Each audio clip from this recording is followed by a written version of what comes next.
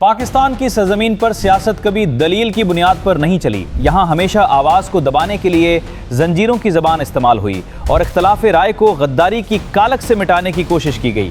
جمہوریت کے بلند و بانگ دعوے کرنے والی جماعتیں اپنے مخالفین کو زندانوں میں ڈالنے کو کامیابی سمجھتی ہیں۔ پاکستان میں قداور سیاسی رہنماؤں کے جیل جانے کا سلسلہ 1948 سے شروع ہوا، جب خان عبدالغفار خان المعروف باچا خان کو ریاست کے خلاف بیان دینے کے جرم میں گرفتار کر کے کوہاٹ جیل میں قید کیا گیا۔ 60 کی دہائی میں عبدالغفار خان راولپنڈی ڈسٹرکٹ جیل میں بھی قید رہے ہیں۔ نوابزادہ نصر اللہ خان نے جنرل ضیاء الحق کے دور میں سینٹرل جیل لاہور میں قید کاٹی، اپنے گھر پر بھی نظر بند رہے۔ بانی جماعت اسلامی سید مودودی کو 1953 میں عدالتی سزا کے بعد سینٹرل جیل لاہور اور ملتان کی ڈسٹرکٹ اور نیو سینٹرل جیل منتقل کیا گیا۔ 60 کی دہائی میں پاکستان میں کسی سابق وزیر اعظم کی پہلی گرفتاری عمل میں لائی گئی جب حسین شہید سہروردی کو گرفتار کیا گیا۔ انہوں نے جنرل ایوب خان کی حکومت پر قبضے کی توثیق کرنے سے انکار کر دیا۔ الیکٹیو باڈیز ڈسکوالیفیکیشن آرڈر کے ذریعے ان کی سیاست پر پابندی عائد کر دی گئی اور بعد میں جولائی 1960 میں ایبڈو کی خلاف ورزی کا الزام لگایا گیا۔ جنوری 1962 میں انہیں گرفتار کر لیا گیا اور من گھڑت الزامات پر بغیر مقدمہ چلائے کراچی کی سینٹرل جیل میں قید تنہائی میں ڈال دیا گیا۔ ذوالفقار علی بھٹو نے ضیاء دور میں پہلے مری کے ایک ریسٹ ہاؤس میں نظر بندی گزاری اور بعد ازاں انہیں ڈسٹرکٹ جیل راولپنڈی میں رکھا گیا اور اسی جیل سے جڑے پھانسی گھاٹ میں انہیں پھانسی بھی دی گئی۔ 80 کی دہائی میں اس جیل کو ختم کر کے یہاں جناح پارک بنایا گیا اور جیل کو اڈیالہ منتقل کر دیا۔ اسی دوران بیگم نصرت بھٹو کو کراچی مرکزی جیل اور بے نظیر بھٹو کو سکھر مرکزی جیل میں قید میں رکھا گیا۔ دونوں خواتین رہنماؤں کو گھروں پر بھی نظر بند رہنا پڑا۔ ضیاء دور میں نواب اکبر بگٹی کو دیگر بلوچ رہنماؤں سمیت مچھ جیل میں قید میں رکھا گیا تھا۔ ذوالفقار علی بھٹو کی گرفتاری ایک سیاسی فیصلہ تھا یا عدالتی سازش؟ دنیا آج تک سوال اٹھا رہی ہے۔ بے نظیر بھٹو نے سیاست میں قدم رکھا تو ان پر دباؤ بڑھانے کے لیے 90 کی دہائی میں ان کے شوہر آصف زرداری کو بھی قید کیا گیا۔ انہوں نے 11 برس قید کاٹی، مگر وہ اپنے وکیل سے مل سکتے تھے، اپنی فیملی سے بات کر سکتے تھے۔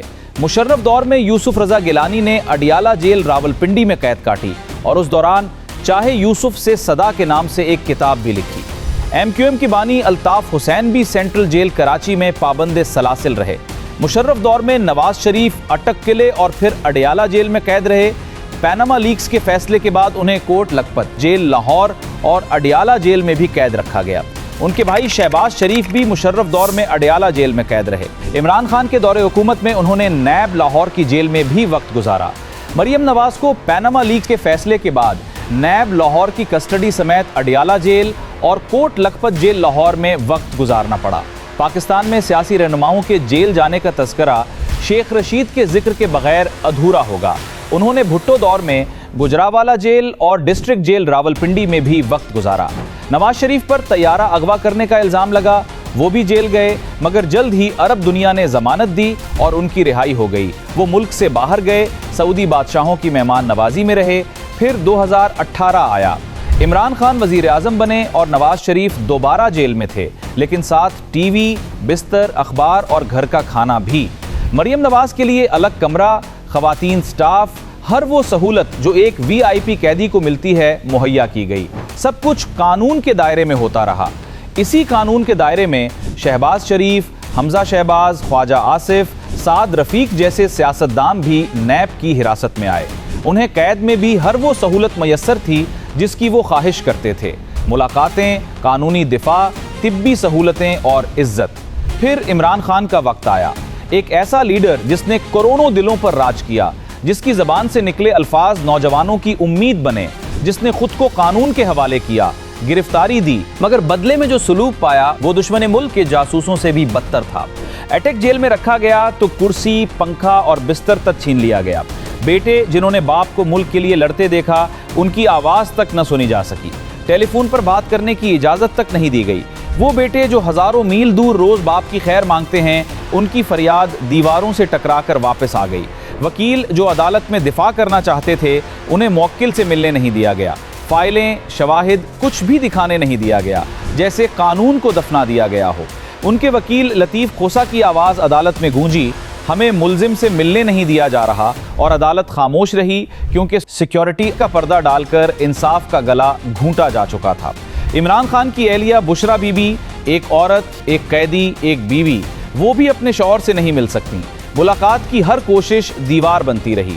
کیا یہ وہی ملک ہے جہاں ماضی کے قیدیوں کو گھر کا کھانا، مذہبی آزادی، جسمانی صحت اور عزت میسر تھی؟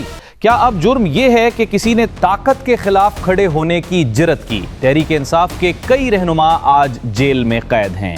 کینسر کی مریضہ ڈاکٹر یاسمین راشد تک کو وہ سہولیات میسر نہیں جو ہر قیدی کا حق ہے۔ آج اختلاف جرم ہے تو کل خاموشی بھی جرم بن جائے گی۔ پھر صرف چہرے بدلے گے، ظلم وہی رہے گا، سلاخیں وہی اور درد وہی، جو نہ عدالت کو دکھائی دے گا نہ حکمرانوں کو، صرف تاریخ لکھے گی آنسوؤں کی روشنائی سے، اور وہ فیصلہ سنائے گی جو بے آواز ہوتا ہے مگر سب کچھ کہہ جاتا ہے۔